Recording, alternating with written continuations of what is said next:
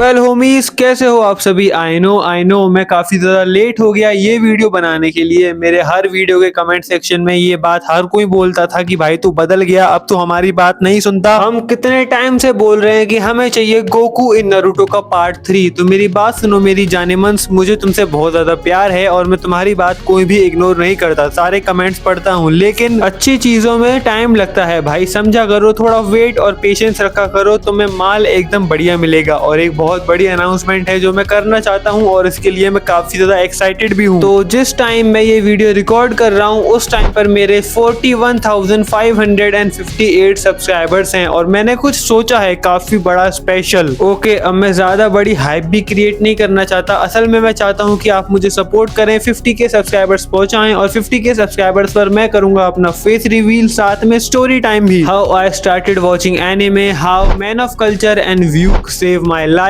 और उसके साथ साथ Q&A तो होगा ही। ऑल्दो आई नो तुम में से काफी सारे लोग इंटरेस्टेड नहीं हो मेरा चेहरा देखने के लिए, लेकिन बिलीव मी मैं भी बिल्कुल भी इंटरेस्टेड नहीं हूँ। मैं जब भी अपने आप को शीशे में देखता हूँ मुझे बहुत बुरा लगता है। मैं हमेशा भगवान से बोलता हूँ कि क्या बवासीर बना दी हो ये, but please only for the sake of content subscribe करिए, मुझे अंडी मंडी शंडी करने में बिल्कुल भी मजबूर ना करें। अब चलिए वीडियो को शुरू करते हैं। तो अगर आप चाहते हो कि मैं वो वाली स्पेशल वीडियो जल्दी से जल्दी लाऊं तो जल्दी से जल्दी सब्सक्राइब करो और 50K सब्सक्राइबर्स तक पहुंचाओ इस चैनल को। मैं तो काफी ज्यादा एक्साइटेड हूँ और आई होप आप भी काफी ज्यादा एक्साइटेड होगे इस चीज के लिए। सब्सक्राइब करो अभी के अभी। अब आते हैं हम आज की वीडियो पर। तो आज की जो स्टोरी है इसके मैं 2 पार्ट पहले ही अपलोड कर चुका हूँ और वो मैंने इस वीडियो में स्टिच कर दिए हैं ताकि आपको कोई और वीडियो देखने की जरूरत ना पड़े, कंप्लीट मूवी टाइप एक्सपीरियंस मिले। और हाँ, वैसे तो मैं रेकमेंड करूंगा कि अगर आपने दोनों वीडियोस या एक वीडियो देख भी रखी है उसके बाद भी आप स्किप ना करें, क्योंकि आपको काफी सारी चीजें याद नहीं होंगी। ऑलमोस्ट 1 महीने पहले डाला था वो वीडियो, एक्चुअली ऑलमोस्ट 1 महीना नहीं बल्कि 1 महीने से ज्यादा हो गया उस वीडियो को। तो मैं चाहता हूँ कि आप पूरी वीडियो देखें, लेकिन अगर आपको स्किप करना ही है तो अगर आपने दोनों पार्ट देख लिए हैं तो आप इस टाइम तक स्किप कर सकते हो, और अगर आपने एक ही पार्ट देखा है तो आप इस टाइम तक स्किप कर सकते हो। Okay, so now enjoy the story. Goku fans don't worry, मैं इस स्टोरी में गोकू को नर्फ नहीं करने वाला, उसको साकुरा से बिल्कुल नहीं हरवाऊंगा, उसकी पावर को एज इट इज रखने की पूरी कोशिश करूंगा। तो चलिए अब बिना किसी देरी के वीडियो को शुरू करते हैं। तो हमारी कहानी की शुरुआत होती है नेमेक से, जहाँ पर हमें गोकू और फ्रीजा की फाइट देखने को मिली थी और गोकू ने फ्रीजा को हरा दिया है और अब वो प्लेनेट छोड़ के जा रहा है क्योंकि प्लेनेट ब्लास्ट होने वाला है। गोकू जैसे तैसे कर वहां से भाग निकलता है, स्पेस में ट्रेवल करता है और आगे गिरता है नारुतो की अर्थ पर। वेल मैं टाइमलाइन को क्लियर करना चाहूंगा। गोकू जब अर्थ पर आता है उस टाइम पर जिराया और पेन की फाइट चल रही थी और फाइट में जिराया मर जाता है। नारुतो, साकुरा, साए ये तीनों के तीनों आ रहे होते हैं अपने मिशन से, तभी इन्हें एक स्पेसशिप मिलती है गोकू वाली ही। नारुतो साकुरा से पूछता है कि क्या मुझे देखना चाहिए अंदर कौन है। साकुरा बोलती है ऑफ कोर्स बेवकूफ। नारुतो देखता है और देखकर शॉक हो जाता है। साकुरा नारुतो से पूछती है कि तुमने ऐसा मुंह क्यों बनाया हुआ है, लेकिन जब साकुरा स्पेसशिप में खुद देखती है तो उसका भी मुंह ऐसा ही बन जाता है। वो शॉक हो जाते हैं ये देखकर कि स्पेसशिप में एक इंसान बैठा है। वो जैसे तैसे करके स्पेसशिप को खोलते हैं। नारुतो साकुरा से पूछता है कि तुम्हें क्या लगता है ये कौन होगा। साकुरा बोलती है कि देखने में तो इंसान लग रहा है लेकिन ये एक स्पेसशिप से आया है तो हो सकता है एलियन हो। दोनों उसको लेकर विलेज पहुंचते हैं जहाँ पर इसका इलाज होता है। सुनादे उसका इलाज करते हुए बोलती है कि इसके अंदर तो चाकरा है ही नहीं, शायद ये मर चुका है। लेकिन तभी गोकू उठ जाता है और सुनादे शॉक हो जाती है। वो सोचती है कि बिना चाकरा के भी कैसे उठ सकता है। सुनादे गोकू को देखती है, गोकू सुनादे को देखता है और गोकू उसको देखकर चिल्लाने लगता है और ये आवाज सुनकर साकुरा और नारुतो दोनों रूम के अंदर आ जाते हैं। सुनादे गोकू से पूछती है कि मैं आपसे पूछ सकती हूँ कि आप मुझे देखकर क्यों चिल्लाए मिस्टर। गोकू बोलता है पास से तुम्हारी शक्ल बहुत ही डरावनी लग रही थी। ये बात सुनकर नारुतो हंसने लगता है और साकुरा उसको एक चांटा मारकर शांत करवाती है। गोकू सुनादे से पूछता है कि मैं कहाँ पर हूँ यंग लेडी। नारुतो बोलता है कि ये कोई यंग लेडी नहीं है बल्कि दादी जी हैं। साकुरा उसे फिर से हिट करती है और बोलती है कि तुम्हें बीच में बोलने की बिल्कुल भी जरूरत नहीं है। सुनादे बोलती है कि तुम कोनोहा विलेज में हो अर्थ पर। गोकू बोलता है कि थैंक गॉड मैं अर्थ पर आ गया, लेकिन एक सेकंड, कोनोहा विलेज इसका नाम तो मैंने कभी सुना नहीं। तभी वहाँ पर ककाशी आता है और बोलता है कि कोनोहा विलेज तुमने इसलिए नहीं सुना क्योंकि तुम इस अर्थ के हो नहीं। सुनादे पूछती है तुम्हारा ये कहने का क्या मतलब है। ककाशी बोलता है कि जिस स्पेसशिप से ये आया है उसकी टेक हमारे एकदम परे है और दूसरी बात ये स्पेस से आया है, इसका मतलब ये किसी और अल्टरनेट अर्थ से आया होगा। रूम में खड़े सभी लोग ये बात समझ जाते हैं एक्सेप्ट नारुतो और गोकू। गोकू ककाशी से पूछता है कि आपका कहने का क्या मतलब है। ककाशी गोकू से पूछता है कि एक बात बताओ, तुम स्पेसशिप में आने से पहले कहाँ थे। गोकू बोलता है कि मैं एक फ्रीजर नाम के बंदे से फाइट कर रहा था नेमेक नाम के प्लेनेट पर, और वहाँ पर फाइट के बाद प्लेनेट डिस्ट्रॉय होने वाला था तो मैं स्पेसशिप में बैठकर वहाँ से भाग गया। ककाशी बोलता है कि वेल कांग्रेचुलेशन, अब तुम यहाँ पर हमेशा के लिए फंस चुके हो क्योंकि हमारे पास कोई टेक्नोलॉजी नहीं है तुम्हारे स्पेसशिप को ठीक करने की, और हमें नहीं पता कि तुम अपने घर कैसे जा पाओगे। गोकू बोलता है कि मैं ड्रैगन बॉल्स को इकट्ठा करूंगा और उसके बाद अपने घर जाने की विश मांगूंगा। ककाशी बोलता है ड्रैगन बॉल क्या है। गोकू उसको जवाब देते हुए बोलता है कि ड्रैगन बॉल्स वो बॉल्स हैं अगर जिनको हम साथ में लाएं तो एक शेनरॉन ड्रैगन आता है जो हमारी सारी विशेष पूरी कर सकता है। ककाशी बोलता है वेल शायद तुम्हारा आईक्यू नारुतो जितना ही है क्योंकि इस अर्थ पर ड्रैगन बॉल एग्जिस्ट नहीं करती। गोकू बोलता है कि ये तो मैंने सोचा ही नहीं था। फिर ये लोग सब बाहर चले जाते हैं और नारुतो को बताते हैं जिराया की डेथ के बारे में। नारुतो बहुत ज्यादा सैड होता है और ये बात गोकू सुन लेता है। गोकू जब ये बात सुनता है उसे बहुत बुरा लगता है। वो सबसे पहले नारुतो के पास जाता है, उसके पास बैठता है और उसको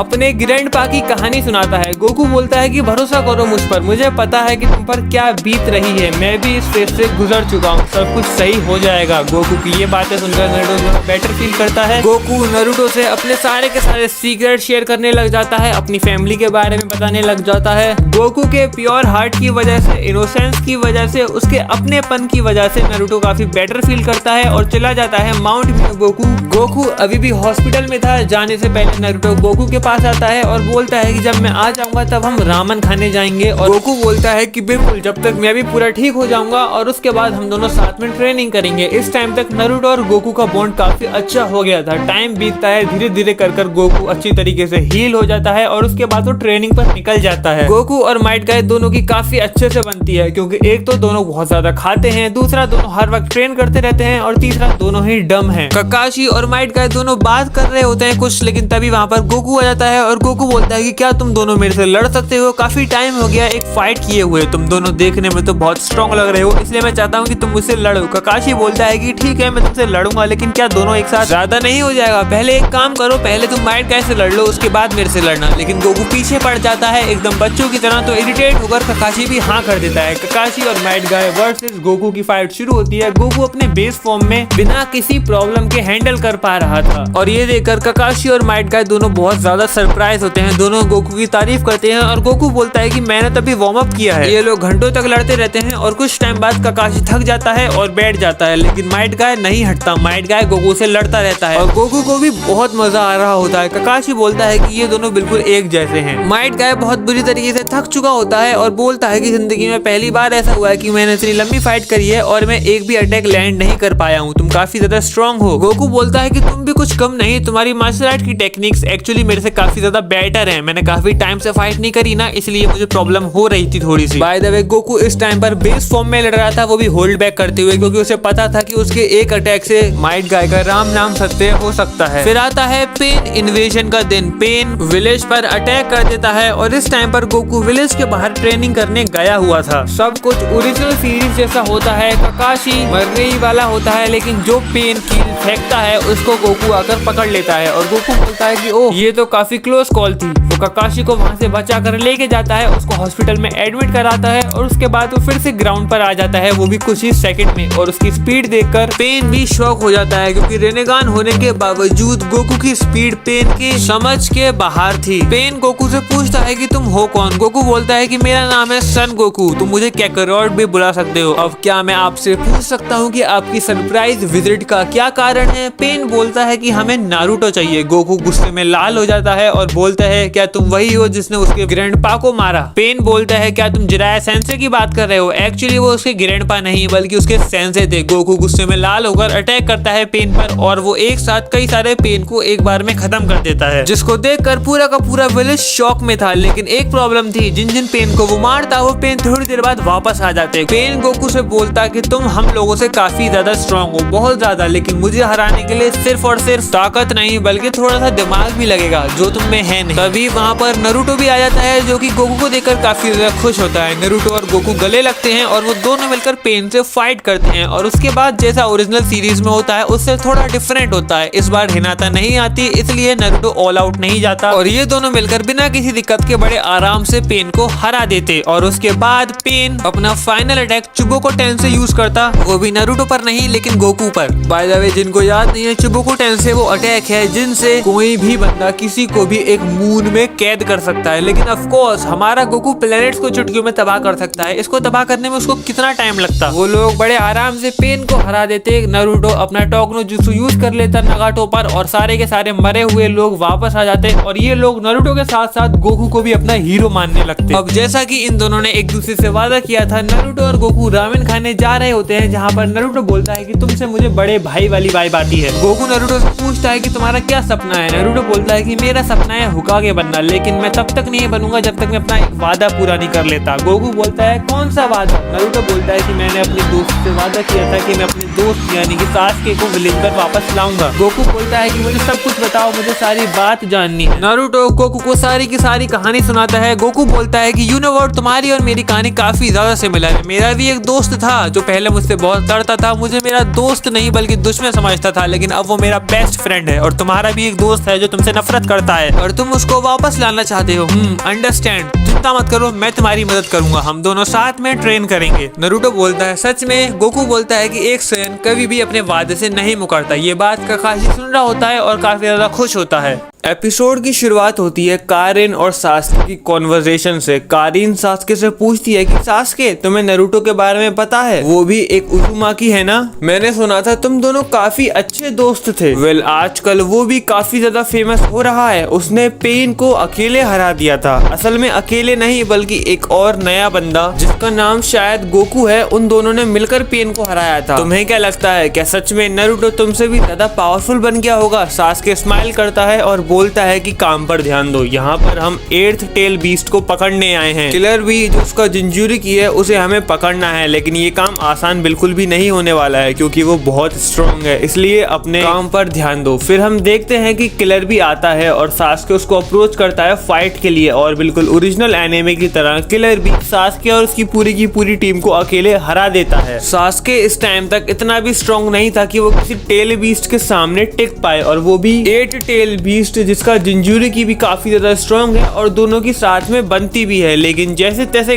कर बिल्कुल ओरिजिनल एनिमे की तरह सास्के अमातेरासु का यूज करने के बाद किलर बी को पकड़ने में कामयाब हो जाता है, या फिर मैं बोलूं कि उसे लगता है कि वो कामयाब हो गया। किलर बी तो वहां से असल में भागकर चला गया था, लेकिन जैसे ही ये बात रायकागे के पास पहुंचती है कि सास्के उचिहा ने उसके भाई को किडनैप कर लिया है, वो 5 कागे समिट की अनाउंसमेंट कर देता है। सुनाते होकागे ऑफिस में बैठे हुए अपना कुछ काम कर रही थी, लेकिन तभी वहाँ पर ककाशी आता है और बोलता है कि लेडी सुनादे, आपने सुना 5 कागे समिट के बारे में? सुनादे बोलती है ककाशी से कि बिल्कुल मैंने सुना, ऑफ कोर्स, और जितने तुम परेशान हो उतनी ही मैं परेशान हूँ। अब सास्के का मामला हाथों से बाहर निकल चुका है। अब तक तो वो सिर्फ एक रोग निंजा था, लेकिन अब 5 कागे समिट में हो सकता है वो मोस्ट वांटेड निंजा बन जाए पूरे वर्ल्ड में। अब तक सिर्फ और सिर्फ लीफ विलेज उसकी तलाश कर रहा था, अब पूरा वर्ल्ड उसके पीछे भागेगा क्योंकि उसने रायकागे के भाई को किडनैप कर लिया है। ओ सास्के, कितना बेवकूफ है ये लड़का। मैं तो यही सोच रही हूँ कि नारुतो पर क्या बीतेगी जब उसे पता चलेगा कि उसका बेस्ट फ्रेंड इतनी बड़ी मुसीबत में है। मैं चाहती हूँ कि नारुतो इस मैटर में ना पड़े। ककाशी, तुम्हारी जिम्मेदारी है, क्योंकि अगर नारुतो इस मैटर में पड़ा तो वो भी बहुत बड़ी मुसीबतों में फंस सकता है। मैंने पहले ही बोला है कि अब मामला हमारे हाथों से बाहर निकल चुका है, अब हम कुछ नहीं कर सकते। अब नारुतो को भी तुम्हें ये बात समझानी होगी। ककाशी बोलता है कि सुनने में तो ये काम नामुमकिन लगता है, लेकिन बिल्कुल मैं ट्राई करूंगा। तभी वहाँ पर पीछे से आता है गोकू। गोकू बोलता है कि मैंने आप सभी की सारी बातें सुन ली हैं। लेडी सुनादे, आपने मुझे बुलाया था। ककाशी बोलता है कि आपने इसको यहाँ पर क्यों बुलाया? सुनादे बोलती है कि ये बहुत स्ट्रॉन्ग है, तुमने तो फाइट में देखा ही था पेन के खिलाफ। मैं चाहती हूँ कि ये मेरे साथ जाए। गोकू बोलता है कि बिल्कुल मैं भी आपके साथ जरूर चलूंगा और मैं उन लोगों को समझाने की पूरी कोशिश करूंगा। मैं नहीं जानता सास्के कैसा इंसान है, लेकिन फिर भी मैं उसे बचाने की कोशिश करूंगा क्योंकि नारुतो उसको पूरे दिल से चाहता है और नारुतो जैसे इंसान इंसान का जब दिल टूटता है तो और भी ज्यादा दर्द होता है। जब ककाशी सारी की सारी बातें नारुतो को समझाने की कोशिश करता है तो ओरिजिनल एनीमे की तरह ही नारुतो पागल हो जाता है, उसे पैनिक अटैक्स आने लग जाते हैं। ककाशी नारुतो से बोलता है कि अब तुम्हें इन मैटरों से दूर ही रहना चाहिए। 5 कागे समिट में सुनादे गई हैं गोकू के साथ और वहां पर जो भी डिसीजन लिया जाएगा वो हम सबको मानना पड़ेगा। नारुतो ये कॉम्प्रीहेंड कर ही नहीं पा रहा था कि सास्के अब इतनी बड़ी मुसीबत में है। नारुतो बोलता है कि चाहे कुछ भी हो जाए, गोकू ने मुझसे वादा किया है कि वो सास्के को जिंदा वापस लाएगा मेरे पास, तो मुझे उस पर पूरा भरोसा है। फिर हम देखते हैं 5 कागे समिट में जहां पर राय कागे एकदम गुस्से से लाल हुआ पड़ा है। राय कागे चाहता है कि जल्द से जल्द सास्के को एक ग्लोबल क्रिमिनल घोषित कर दिया जाए और जल्द से जल्द पकड़ा जाए। सुनादे थोड़ा अपोज करने की कोशिश करती है लेकिन राय कागे उसको ये बोलकर शांत करवा देता है कि वो उचिया है, तुम्हारे ही विलेज से बिलोंग करता है, वो एक अकाशी का मेंबर है, उसने ना सिर्फ मेरे भाई को बल्कि एक जिंजुरिकी को भी किडनैप किया है। तुम जानते हो एक जिंजुरिकी कितना इंपॉर्टेंट होता है एक विलेज के लिए। वहां पर गारा पूछता है सुनादे से कि लेडी सुनादे, ये आपके साथ कौन लड़का आया हुआ है, इसका नाम क्या है? मैं तो लीफ विलेज में कई बार आया हूँ, मैंने कभी इसको नहीं देखा। गोकू को आने से पहले सुनादे ने सारी की सारी चीजें समझा रखी थी, इसलिए वो गारा के सामने बो डाउन करता है और बोलता है कि आपसे मिलकर खुशी हुई, मेरा नाम है सन गोकू। गोकू फिर उठता है और कन्फ्रंट करता है राय कागे को। गोकू बोलता है कि देखिए, मुझे पता है कि आपका भाई किडनैप हुआ है, आपको बहुत बुरा लग रहा होगा, लेकिन मैं चाहता हूँ कि हम इस मैटर को प्यार से सुलझाएं। सास्के लीफ विलेज का पार्ट है, वो एक शिनोबी है लीफ विलेज का जो कि काफी ज्यादा स्ट्रॉन्ग है, और सबसे बड़ी बात वो एक बच्चा है। राय कागे बोलता है बच्चा, उसने मेरे भाई को किडनैप कर लिया, वो मार भी सकता है मेरे भाई को, मुझे नहीं पता मेरा भाई इस टाइम पर जिंदा है या मर गया, वो अकाशी का मेंबर है, वो एक वॉर क्रिमिनल है, और तुम होते कौन हो बोलने वाले, तुम जानते हो तुम किसके सामने बात कर रहे हो? मैं राय कागे हूँ। गोकू बोलता है कि मैं जानता हूँ मैं किसके सामने बात कर रहा हूँ, मैं बस आपसे इतना बोलना चाहता हूँ कि प्लीज आप सास्के को माफ कर दीजिए, हम कोई ना कोई रास्ता निकाल लेंगे इस प्रॉब्लम का। सुनादे होकागे होने के बाद भी कुछ नहीं बोल पाती क्योंकि सुनादे के अलावा सारे के सारे कागेज एक्चुअली राय कागे के फेवर में थे। जब गोकू की कोई बात नहीं सुनता उसको गुस्सा आ जाता है और वो बोलता है देखिए, सास्के लीफ विलेज का पार्ट है, वो एक लीफ शिनोबी है, हम उसको प्रोटेक्ट करेंगे एट एनी कॉस्ट। राय कागे बोलता है कि अपनी जुबान को जरा सोच के चलाना बच्चे, सारे के सारे विलेजेस और कागेज खिलाफ हैं सास्के के, और अगर लीफ विलेज को प्रोटेक्ट करने जाता है तो सारे के सारे विलेजेस लीफ विलेज के खिलाफ हो जाएंगे। सुनादे घबरा जाती है और बोलती है कि हम लोगों को बात करनी होगी अभी और, लेकिन गोकू उसको रोकता है और बोलता है कि अगर सारे के सारे विलेजेस एक साथ भी आ गए तो मैं सबको खत्म कर दूंगा। राय कागे उसको घूरता है और पंच करने जा ही रहा होता है, लेकिन बीच हवा में ही गोकू उसका हाथ पकड़ लेता है, जिसको देखकर सभी शॉक में आ जाते हैं क्योंकि राय कागे इस टाइम का फास्टेस्ट शिनोबी था और गोकू ने उसको बड़े आराम से रोक लिया। राय कागे अपना हाथ छुड़ाने की कोशिश करता है लेकिन वो अपना हाथ भी नहीं छुड़ा पाता। गोकू उसका हाथ छोड़ता है और बोलता है कि प्लीज मेरी बात समझने की कोशिश करिए, मैं वॉर नहीं चाहता। राय कागे बोलता है कि वॉर तो जरूर होगी, अगर लीफ विलेज सास्के को प्रोटेक्ट करने जाता है तो वॉर तो जरूर होगी, चाहे कुछ भी हो जाए, सास्के उचिया अब नहीं बचेगा। लेकिन फिर इन लोगों को सास्के उचिया का चाकरा महसूस होने लगता है, जैसा ओरिजिनल एनीमे में हुआ था। सास्के 5 कागे समिट में आकर अटैक कर देता है। राय कागे जैसे ही सास्के पर अटैक करता है उसके सामने गोकू आ जाता है सास्के को प्रोटेक्ट करने के लिए। राय कागे सास्के को पंच करने जा रहा होता है, सास्के अपना ससानो यूज करता है प्रोटेक्ट करने के लिए, लेकिन उनके बीच में गोकू आगे खड़ा होता है और राय कागे के पंच से गोकू लिटरली हिलता भी नहीं है, जिसको देखकर सभी के सभी कागे शॉक में आ जाते हैं। गोकू बोलता है कि सर मुझे लड़ाई नहीं चाहिए, मैंने पहले भी बोला था, सास्के यहाँ पर आ चुका है, अब हम उसको लीफ विलेज की कस्टडी में लेके जाएंगे और उससे पूछेंगे कि आपका भाई कहाँ है और फिर आपको आपका भाई वापस कर देंगे। लेकिन राय कागे फिर भी नहीं मानता, अटैक करता है गोकू पे, लेकिन इस बार गोकू सिर्फ एक चांटा मारता है और राय कागे बहुत ज्यादा दूर जाकर गिरता है, जिसको देखकर सभी के सभी कागे शॉक में आ जाते हैं। गोकू सास्के से बात करता है और बोलता है कि मेरा नाम है गोकू, मैं नारुतो का फ्रेंड हूँ, नारुतो ने मुझे तुम्हारे बारे में सब कुछ बताया है, देखो मुझे पता है तुमने बचपन से बहुत कुछ झेला है, लेकिन इतना सब कुछ करना अब जरूरी नहीं है, मेरी बात मानो, चलते हैं लीफ विलेज, नारुतो तुमको दिल से चाहता है। सास्के हंसता है और बोलता है क्या नारुतो ने मेरे बारे में तुम्हें सब कुछ बताया? लेकिन उसे तो कुछ नहीं पता था मेरे बारे में, वो क्या जानता था मेरे बारे में, उसके पास तो अभी कुछ था ही नहीं, वो सोचता है कि वो मेरे को अच्छे से जानता है लेकिन ऐसा कुछ है ही नहीं, उसे लगता है कि हम दोनों का बचपन एक जैसा गया, लेकिन ऐसा बिल्कुल भी नहीं है। मैंने अपने सभी अपनों को खो दिया लेकिन नारुतो के पास कुछ खोने के लिए था ही नहीं। मैंने अपने पेरेंट्स को पता नहीं कितनी बार मरते हुए देखा है अपने बड़े भाई की सुकियोमी में, पर नारुतो के पेरेंट्स के बारे में तो नारुतो को खुद नहीं पता कुछ, उसकी यही प्रॉब्लम है और इसलिए मुझे उससे नफरत है, उसे लगता है कि वो मेरे बारे में सब कुछ जानता है लेकिन ऐसा है नहीं। गोकू बोलता है कि तुम्हें पता नहीं है कि तुम्हारे लिए वो कितना परेशान है और तुम्हें बचाने के लिए उसने क्या क्या नहीं किया। सास्के हंसता है और बोलता है कि मुझे जानने की जरूरत भी नहीं है और वो गोकू पर अटैक करता है अपने सुसानों से, लेकिन गोकू को कुछ घंटा फर्क नहीं पड़ता। गोकू बोलता है अगर तुम प्यार से नहीं माने तो हो सकता है मुझे थोड़ा फोर्स यूज करना पड़े, लेकिन मैं तुम्हें लीफ विलेज लेकर जाऊंगा। रायकागे फिर उठता है और बोलता है कि गोकू तुम्हारी हिम्मत कैसे हुई, ये सास्के एक क्रिमिनल है जिसको सजा मिलनी चाहिए और मेरे होते हुए तुम इसको लीफ विलेज नहीं ले जा पाओगे। वो फिर से अटैक करता है गोकू पर, लेकिन गोकू इस बार बिना देखे एक पंच करता है जिससे वो बेहोश हो जाता है। सारे के सारे कागे समझ जाते हैं कि गोकू कोई नॉर्मल बंदा नहीं है, इसलिए वो कुछ नहीं बोलते। गोकू सास्के से बोलता है कि फाइनल वार्निंग है, लेकिन सास्के फिर भी नहीं मानता, तो गोकू एक पंच में सास्के का सुसानो तोड़ देता है और उसको सुसानो के बाहर फेंक देता है। सास्के अपने सारे जूसूस ट्राई करता है लेकिन कुछ भी गोकू पर काम नहीं करता। सास्के यूज करता है चिदोरी का, लेकिन वो काफी ज्यादा हैरान हो जाता है जब वो देखता है कि गोकू की बॉडी पर लिटरली चिदोरी से भी कुछ फर्क नहीं पड़ता। गोकू एक पंच करता है और सास्के भी बेहोश हो जाता है। तभी वहां पर एंट्री मारता है टोबी, अपना ओबितो उचिहा, और ओबितो उचिहा वहां पर आकर सभी के सभी कागेस के सामने उन्हीं को धमकी देता है वॉर की और बोलता है कि मुझे कुछ नहीं चाहिए, मुझे सिर्फ जिंजुरी कीज चाहिए, नारुतो उजुमाकी और किलर बी। रायकागे बोलता है कि किलर बी तुम्हारे पास ऑलरेडी है। टोबी बोलता है कि बिल्कुल नहीं, सास्के अपने मिशन में फेल हुआ था और इसलिए हमने उसे अकात्सुकी से बाहर निकाल दिया।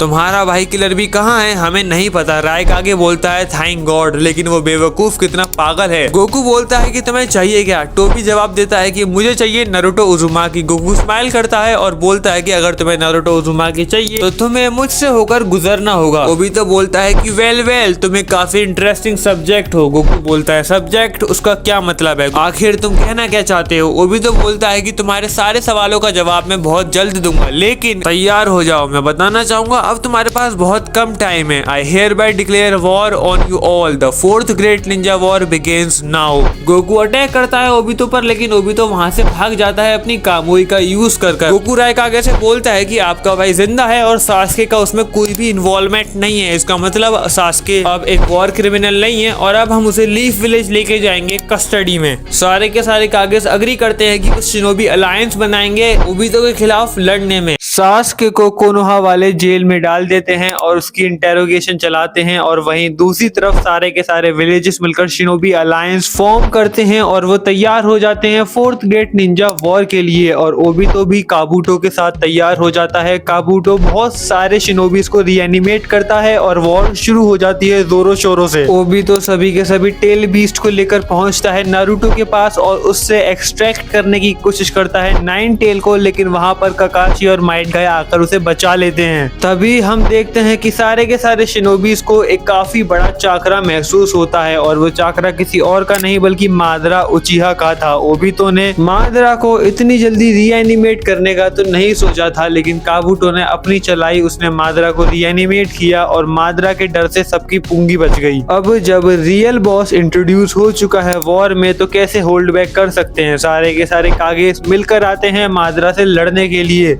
मादरा फिर भी काफी ज्यादा चिल होता है क्योंकि उसे पता होता है कि वो 2 सेकंड में इन सबको नंगा कर पेल सकता है और उसके बाद वो इनोकी का यूज करता है। इनोकी वही एस्ट्रॉइड वाला अटैक जिसका इंग्लिश में काफी ज्यादा लंबा नाम है, इसलिए मैंने इनोकी ही बोला उसको। और इनोकी को रोकने में सभी कागेस के पसीने छूट गए थे। रिमेम्बर मादरा ने सिर्फ एक वर्ड बोला था और उससे एक ऐसा अटैक हुआ जिससे सारे के सारे कागेस ऑलमोस्ट कमजोर ही पड़ गए। उसके बाद मादरा फिर से इनोकी बोलता है। अब यहाँ पर 2 एस्टेरॉइड एक साथ गिर रहे होते हैं, वो भी एक के ऊपर एक। अब आपको पता है कि ये कितनी टेंस्ड सिचुएशन है। तभी वहां पर हीरो वाली एंट्री मारता है गोकू और एक कामेहामेहा में दोनों एस्टेरॉइड्स को चूर चूर कर देता है। हाँ, एक कॉन्टिनेंट बड़े एस्टेरॉइड को, पत्थर को वो चूर चूर कर देता है अपने एक सिंपल अटैक से। और ये देखकर सारे के सारे शिनोबी, सारे के सारे कागेस, इवन मादरा भी शॉक में है। मादरा भी like who is this guy, जिसने पीछे मुड़कर मुझे नहीं देखा। आखिर ये नौजवान कौन है जो कि मुझसे नहीं डरता। सारे के सारे कागेस को पता चल गया था कि वो नो मैच है मादरा के लिए और मादरा गोकू को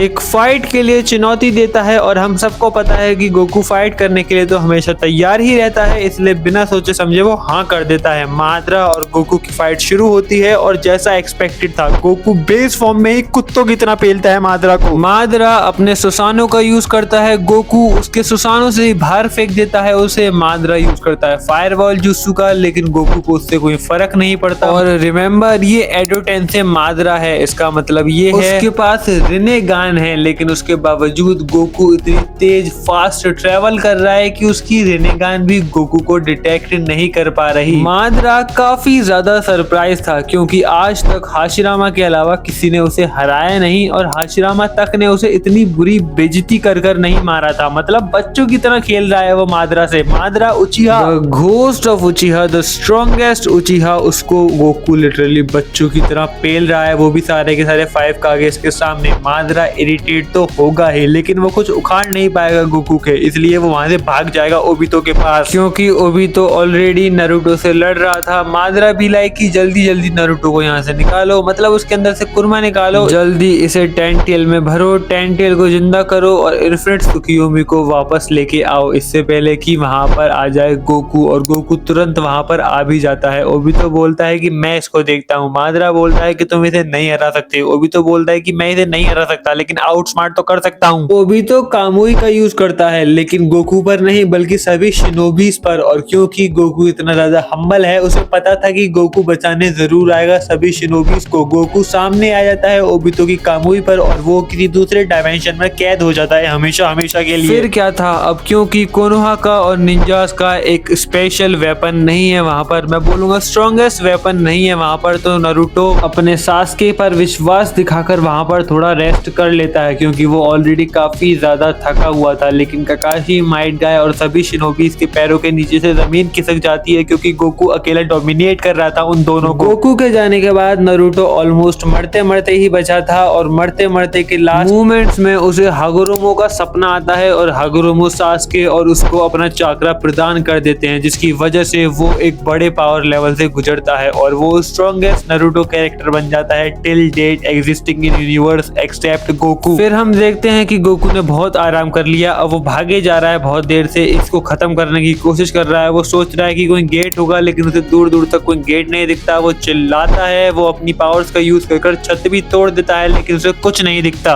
तभी हम देखते हैं कि काकाशी को एक चीज रियलाइज होती है। काकाशी को रियलाइज होती है कि उसकी आंख और ओबितो की आंख जुड़ी हुई है। काकाशी अपना पूरा जान लगा देता है, अपनी पूरी की पूरी आंखों में से खून निकाल देता है, लेकिन वो डायमेंशन से बाहर निकालने में कामयाब होता है गोकू को। मीनवाइल जब तक काकाशी गोकू को निकाल रहा था बाहर अपने आप के अंदर से, उस वक्त बहुत कुछ हो गया। बहुत कुछ का मतलब बहुत कुछ, मतलब हम देखते हैं कि ओरोचिमारू एंट्री मार रहा है किसी और के साथ नहीं बल्कि सारे के सारे कागेस के साथ इन द बैटलफील्ड, जिसमें मिनातो एक बार पूरे के पूरे वर्ल्ड को बचा लेता है एक टेल बीस्ट बॉम्ब से। ओबितो सबसे पहले अब्सॉर्ब कर लेता है टेंटेल को, उसके बाद नारुतो यूज करता है अपना फेवरेट जुत्सु, एक्चुअली मेरा भी फेवरेट जुत्सु टोकनो जुत्सु। टोकनो जुत्सु यूज कर कर वो ओबितो को अपनी साइड करता है और ओबितो हार मान लेता है। लेकिन मादरा के कुछ और प्लान्स थे। मादरा जो कि शुरुआत से लग रहा था कि काफी ज्यादा स्मार्ट है, काफी ज्यादा स्ट्रॉन्ग है, वो और कुछ नहीं बल्कि बस एक मोहरा था ब्लैक जेसु और कागुया के लिए। जैसे ही कागुया वहां पर आती है, गोकू से फाइट करना शुरू कर देता है नारुतो और सास्के के साथ। लेकिन गोकू काफी ज्यादा होल्ड बैक करता है, क्योंकि उसे होल्ड बैक करना पड़ता है। अगर उसने अपनी एक भी फॉर्म का मतलब बेस फॉर्म का ही फुल पोटेंशियल दिखा दिया तो नारुतो डर जाएगा। लेकिन ऑफ कोर्स बेस फॉर्म में वो कागुया को तो नहीं हराने वाला, उसको काफी ज्यादा स्ट्रगल करना पड़ रहा था, इसलिए वो जाता है सुपर सेयन 1, जिसको देखकर नारुतो और सास्के शॉक हो जाते हैं, क्योंकि इतनी ज्यादा पावर, मैं बोल सकता हूँ इतना ज्यादा चाकरा, इतना ज्यादा की तो टेंटेल भी रिलीज नहीं कर रहा था, कागुया भी रिलीज नहीं कर रही थी, जितना अकेला गोकू कर रहा था। ओरिजिनल एनिमे में नारुतो और सास्के ने मेन काम किया था और साकुरा ने बाद में थोड़ा सा हैंड दिया था, जिसकी वजह से ये तीनों के तीनों मिलकर कागुया को सील करने में कामयाब हुए थे। लेकिन इस एनिमे में सील करने की जरूरत ही नहीं पड़ी। लिटरली एक full power Kamehameha in super saiyan 1 is enough to vaporise Kaguya with जेसु। हिंदी में बोले तो सिर्फ और सिर्फ एक कामेहामेहा से हमारी मॉमी कागुया और उसका बेटा जेसु खत्म हो गए। वॉर खत्म होने के बाद सबके सब काफी ज्यादा थक चुके थे एक्सेप्ट गोकू। गोकू वहां पर नॉर्मली खड़ा होता है, हम देखते हैं सास्के और नारुतो को भैंस करते हुए, और नारुतो सास्के को कुछ समझाने की कोशिश कर तो रहा था, लेकिन सास्के समझ ही नहीं रहा था। और सास्के तैयार था वॉर के लिए, मतलब एक बैटल के लिए जिसमें नारुतो और सास्के एक दूसरे से फाइट करते, और फाइट बिल्कुल एज इट इज ओरिजिनल चलती है। वो जो लेजेंडरी फाइट थी जिसमें सास्के यूज कर रहा था सभी के सभी टेल बीस का चाकरा और नारुतो अकेले लड़ रहा था, और नारुतो सास्के सास्के दोनों के दोनों इतने ज्यादा स्ट्रांग थे कि सारा का सारा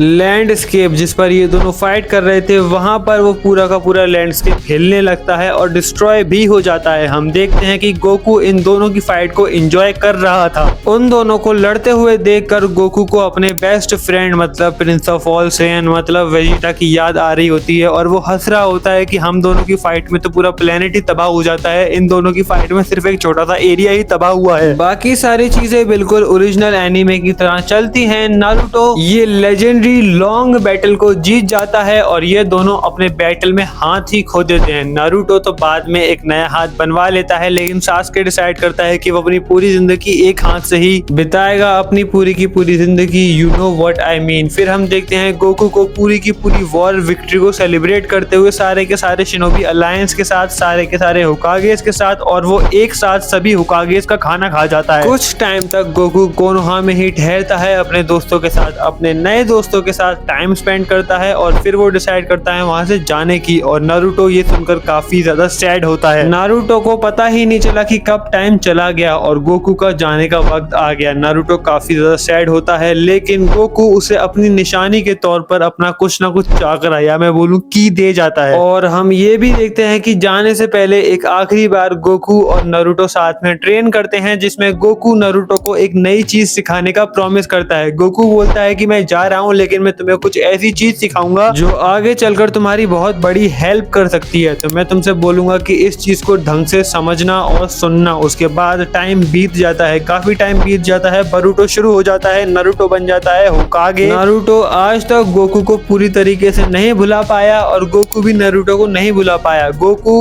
वेजिटा को पका देता है नारुतो की कहानी सुनाते सुनाते और वेजिटा इरिटेट होकर बोलता है कि अगली बार तुम उसके यूनिवर्स में जाएं तो मुझे भी लेकर जाना, मैं बिल्कुल उसकी हड्डी पसली एक कर दूंगा। उसके बाद ड्रैगन बॉल यूनिवर्स में तो सारी की सारी चीजें एज इट इज सेम रहती हैं। मतलब गोकू MUI मास्टर करता है, टूर्नामेंट ऑफ पावर होता है जिसमें वो जिरन को हराता है, अपने यूनिवर्स को बचाकर उनका हीरो बन जाता है। लेकिन दूसरी तरफ वहीं हम नारुतो की बात करें तो यहाँ बहुत बड़ा चेंज आता है। नारुतो ऑलरेडी काफी ज्यादा स्ट्रॉन्ग था ओरिजिनल एनीमे में लेकिन यहाँ पर वो और भी ज्यादा हद से ज्यादा स्ट्रॉन्ग है क्योंकि एक तो उसके पास है गोकू का चाकरा बोल लो या की बोल लो जो कि नारुतो के यूनिवर्स के हिसाब से काफी ज्यादा स्ट्रॉन्ग है, और दूसरी तरफ गोकू ने उसे कुछ ऐसा सिखाया है जिससे उसके सामने कोई भी आया वो टिक नहीं पाएगा। और इस बात का हमें प्रूफ देखने को भी मिलता है जब नारुतो इशिकी से लड़ता है। इशिकी से लड़ते टाइम वो बेरियान मोड तो खोलता है लेकिन बेरियान मोड के साथ एक और मोड खोलता है और वो होता है कायोकेन। मैं एक्सप्लेन करना चाहूंगा, अगर तुम्हें लगता है कि नारुतो कायोकेन नहीं सीख सकता तो तुम गलत हो। सुपर सेयन 1 जाना, सुपर सेयन 2 जाना, ये सेयंस की खास बात है, ये नारुतो नहीं कर सकता। लेकिन कायोकेन एक स्पेशल टेक्निक है जो कोई भी सीख सकता है और कायोकेन प्लस बेरियान मोड के इस मिक्सचर को यूज कर नारुतो लिटरली कुत्ते की तरह मारता है इशिकी को और उससे नारुतो की बॉडी में अनबेरेबल पेन होता है। मतलब नारुतो काफी बड़ा प्राइस चुकाता है इस लिमिटलेस पावर का। आई होप आपको ये वीडियो पसंद आई होगी। इफ हाँ तो इसको लाइक करना मत भूलना।